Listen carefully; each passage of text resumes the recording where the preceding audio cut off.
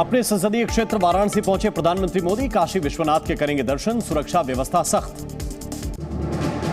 वाराणसी में पीएम मोदी ने की रोड शो, लोगों ने पीएम मोदी का भव्य स्वागत किया। वाराणसी में बीजेपी नेताओं के साथ बैठक करेंगे पीएम मोदी, चुनाव की तैयारियों पर करेंगे चर्चा। कल यूपी को कई सौगात देंगे पीएम मोदी, मुरादाबाद हवाई अड्डे का करेंगे उद्घाटन। 12 मार्च को मध्य प्रदेश को कई सौगात देंगे पीएम मोदी, खजुराहो वंदे भारत ट्रेन को भी दिखाएंगे हरी झंडी। पीएम मोदी ने योद्धा जनरल लाचित बरफुकन की प्रतिमा का किया अनावरण। 1671 में मुगलों को हराने वाले योद्धा थे बरफुकन।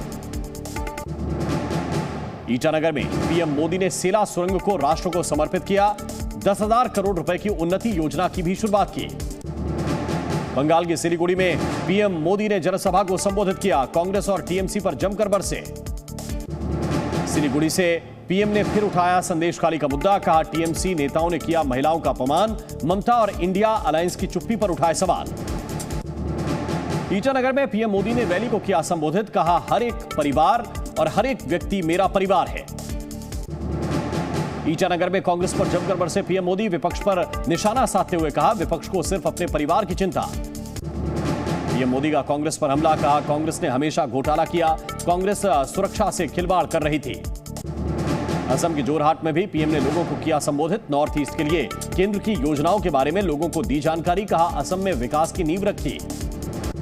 पीएम मोदी ने कांग्रेस पर साधा निशाना, कहा कई सालों तक कांग्रेस ने नॉर्थ ईस्ट को विकास से दूर रखा। दक्षिण में बढ़ा बीजेपी का कुनबा, एनडीए में शामिल हुई टीडीपी, बीजेपी और टीडीपी में सीट बंटवारे पर बनी सहमति। आंध्र प्रदेश में बीजेपी को 6 सीट देने पर बनी सहमति, 17 सीटों पर चुनाव लड़ेगी टीडीपी, जनसेना को 2 सीट। एनडीए में टीडीपी के शामिल होने पर नड्डा ने चंद्रबाबू नायडू को दी बधाई, सोशल मीडिया पर लिखा देश के विकास के लिए एनडीए प्रतिबद्ध।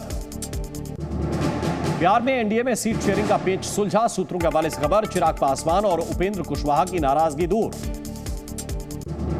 चिराग को 5 तो पशुपति पारस को 1 सीट मिलेगी। सूत्रों के मुताबिक चिराग पासवान को मिलेगी हाजीपुर सहित 5 सीटें, पशुपति पारस को समस्तीपुर से लड़ना होगा चुनाव। लोकसभा चुनाव के ऐलान से पहले मोदी कैबिनेट की अहम बैठक होगी। 13 मार्च को सरकार के दूसरे कार्यकाल की आखिरी कैबिनेट मीटिंग, बड़ा ऐलान संभव। बिहार में एनडीए सरकार बनने के बाद अमित शाह का पहला दौरा, बीजेपी के नेता रहे कैलाशपति मिश्र की प्रतिमा का किया अनावरण। पटना में अमित शाह ने कांग्रेस पर जमकर हमला बोला, कहा कांग्रेस ने हमेशा ओबीसी का विरोध किया।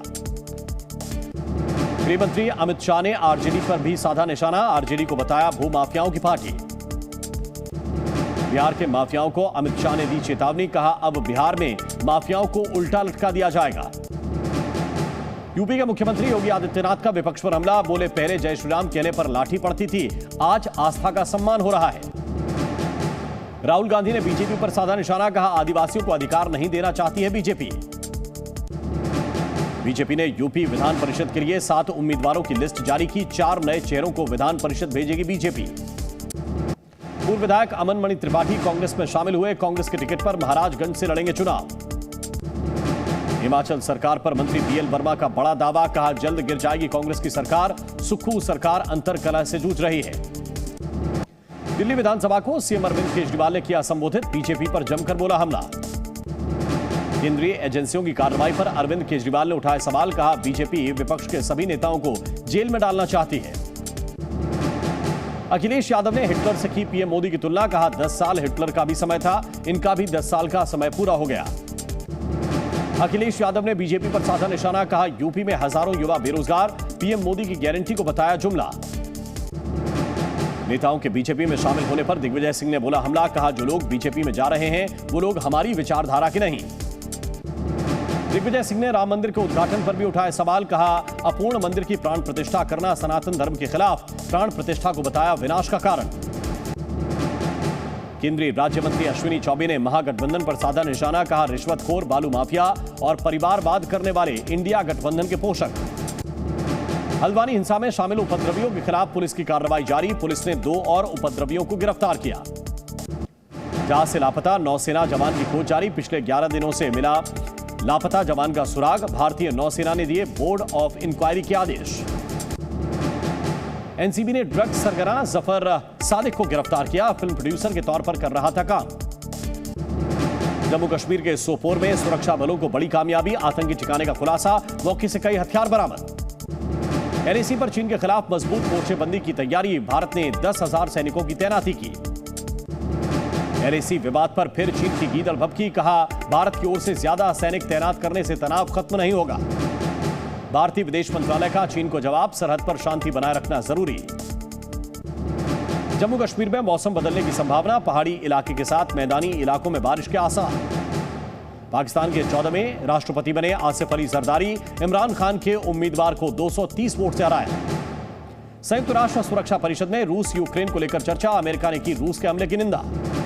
गाजा में इजरायली हवाई हमले में 1000 मस्जिदें मलबे में तब्दील, रिपोर्ट में हुआ खुलासा। बीसीसीआई ने टेस्ट खिलाड़ियों के लिए बड़ा ऐलान किया, एक सीजन में 50% से ज्यादा टेस्ट मैच खेलने वालों को मिलेगा इंसेंटिव। अंतिम टेस्ट में इंग्लैंड के खिलाफ भारत की बड़ी जीत, एक पारी और 64 रन से जीती भारतीय टीम। भारत ने 4-1 से जीती टेस्ट सीरीज, रोहित गिल के शतक और बेहतरीन गेंदबाजी के दम पर भारत की शानदार जीत। जी न्यूज़।